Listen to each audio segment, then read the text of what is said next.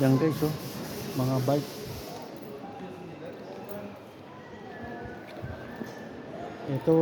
Ito guys, napagtanungan ko rin to eh. Ito, kung nakikita niyo to guys, ano yan eh, umaabot ng 80 sa atin. Pero dito baka mga 60 lang eh. Kaso nga lang yung cargo, yung mga ano, cargo yung malupit. Yan yung mga bike guys. Yung mga damit-damit din dito. So ikot-ikot pa tayo guys.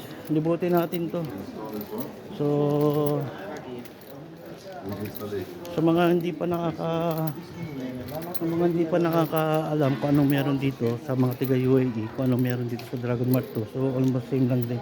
Sari-sarang store, may mga toys ng bata, artificial flower, yan, pang decoration sa mga event.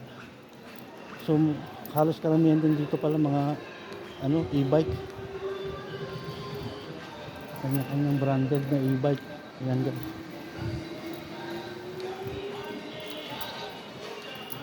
So kung ikaw mapapadpad dito, ang mangyayari guys, ikutin mo lang talaga para makahanap ka ng mura.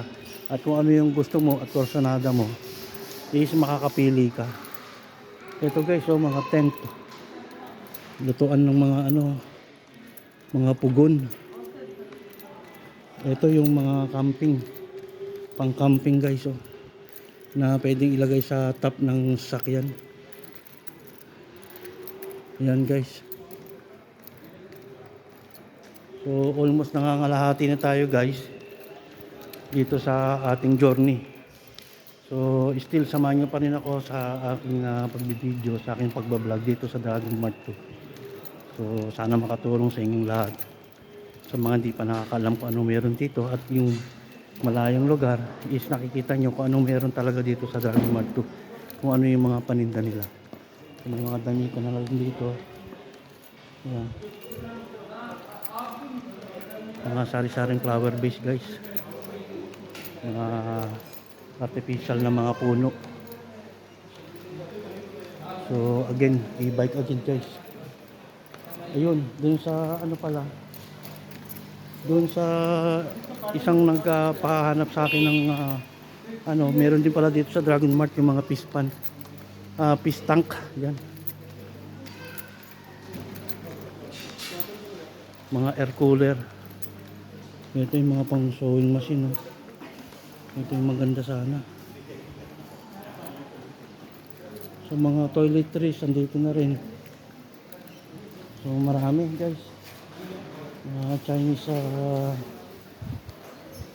accessories. So marami rin pala guys dito na mapagpipilian. So mga toys pala dito, mga toys ng para sa mga bata. Yan, kita nyo guys.